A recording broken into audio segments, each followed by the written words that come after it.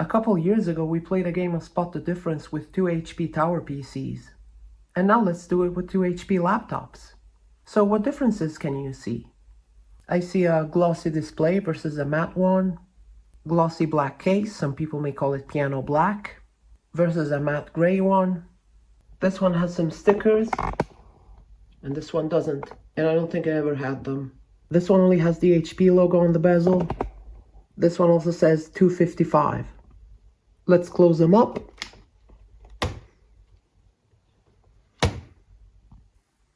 This one is red and continues the glossy pattern.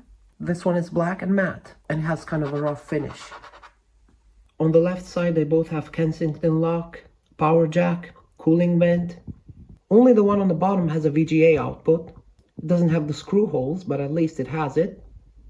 HDMI, Ethernet, USB, which is USB 3.0. The port is black, but it says super speed next to it. Headphone jack, hard drive and power indicator LEDs. On the front it's difficult to see, but there are two speakers and an SD card slot in the middle. On the right they have two USB 2.0 ports and an optical drive, and on the back just the battery and the hinges. The vents between the computers are actually a little different. The one on the laptop with the VGA port is slightly larger, while on the other one the vent is smaller. One is an HP 15 laptop, and the other one is an HP 255 G3 laptop. Here are the two laptops' batteries. One was manufactured December 2014, and it has 41 watt hours or 2620 milliamp hours. The other one is from January 2015, so just 1 month newer, and it is 31 watt hours. I don't see a milliamp rating here. Oh, never mind, it's on the other side. 2580 milliamp hours. They're the same shape and either of them can fit on any of these two computers. But the black HP 255 came with a smaller capacity battery. So this red laptop is my HP 15, which I've done several videos about already. You can check them out on my channel. So in this video, we're going to take a look at this one, the HP 255 G3. I've already shown the outside, so let's open it up. Always grab it by the middle so you don't accidentally break the hinges, and turn it on.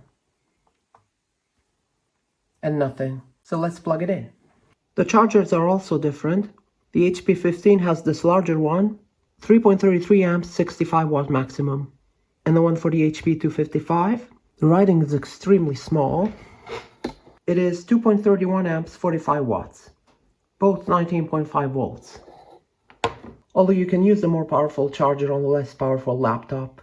The important thing is that the voltage is correct. And it has enough current, which it obviously does. So I've plugged it in, and by the way, even though I posted about it on Mastodon, I added this sticker because the labels for these function keys are quite small. They are readable, but when you want to access the boot menu or the BIOS setup, it's a little difficult to find these keys quickly. They aren't separated in groups by 4 like some other keyboards. So I just added this sticker to remind myself where those keys exactly are. And in fact, we're going to press one of them now.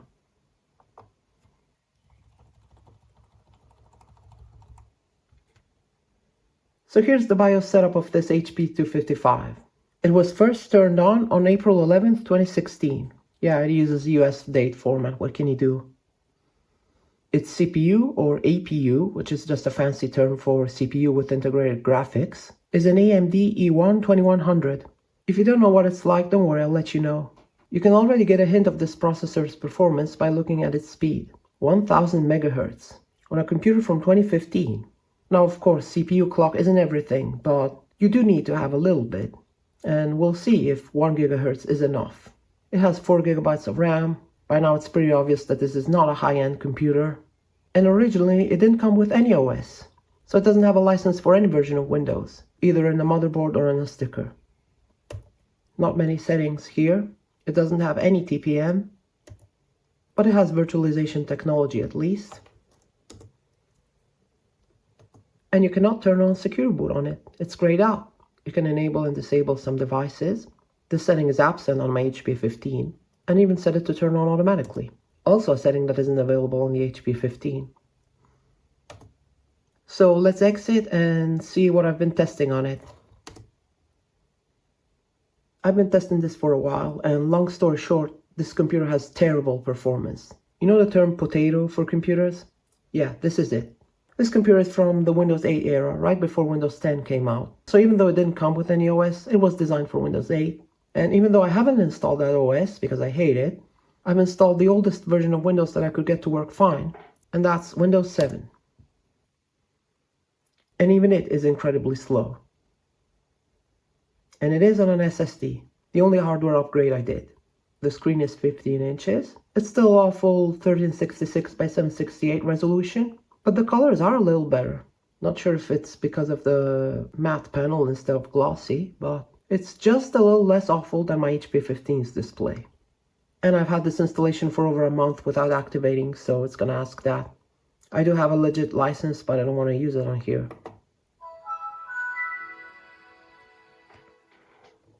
Let's restore the wallpaper, just so it looks better on video. So the OS itself works kind of well. Here's the system information. And the experience index is 3.0. What do you think the lowest score is? The graphics? Nope, it's the CPU. Even back when this computer still had a slow mechanical hard drive, even that one had a higher score than the CPU. The CPU is incredibly low power. It makes the ultra low power Core i7 on my other laptop feel like a new desktop Intel Xeon. This is less powerful than the Celeron in my HP Stream, let me tell you. Its graphics are okay. Of course, they're just integrated ones. It's just the CPU that's really disappointing. I'll show you the Passmark performance test score. I haven't done any online tests with this installation of Windows 7, but it's not the only OS I've been testing on here. Let's restart.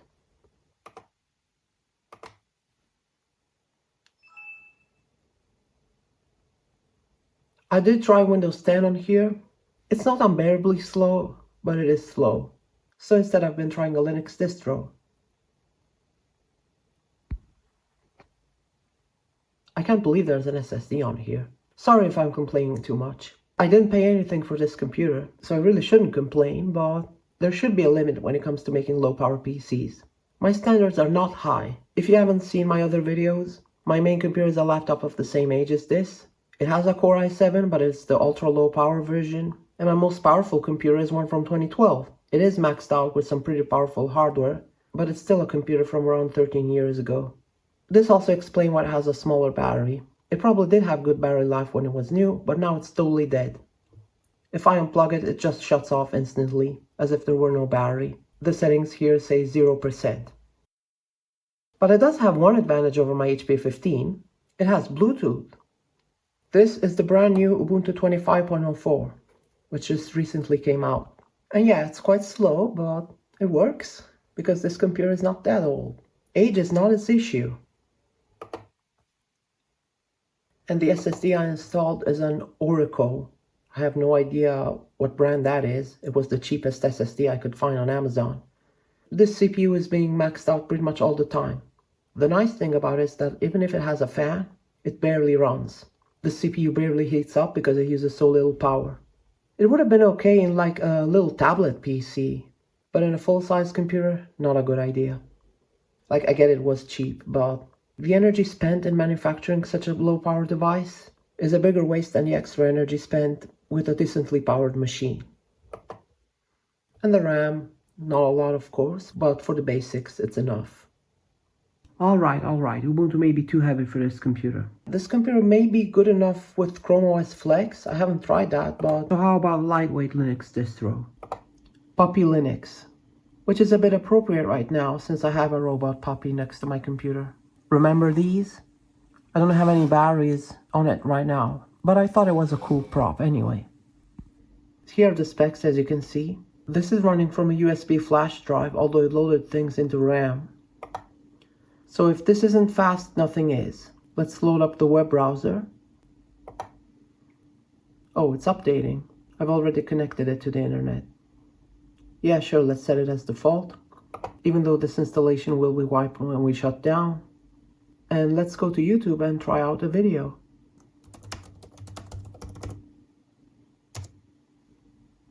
Let's see if 720p works at least.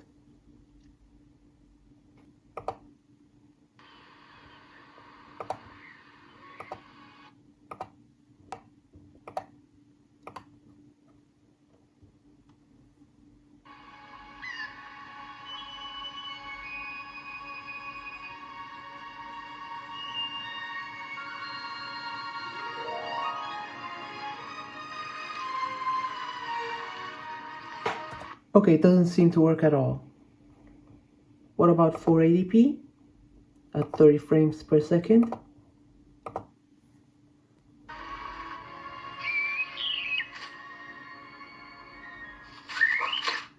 Okay, that one seems to work fine.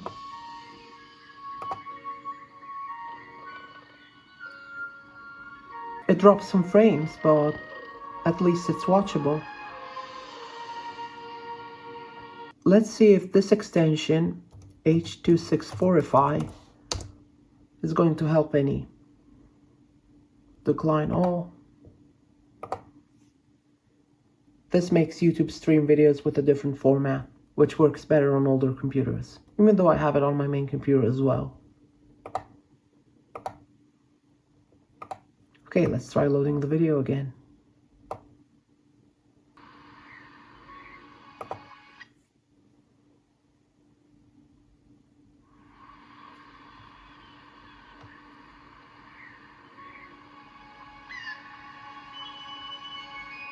Yeah, I'm afraid the CPU just can't keep up with online videos. It doesn't need any additional drivers, like you might do on an NVIDIA GPU. But I guess for basic web browsing without videos, it is okay. So that was Puppy, a lightweight Linux distro. No, don't save. So that's it. Such a shame, but another computer for experiments, I guess. It's not totally useless. There we have it. Thank you for watching.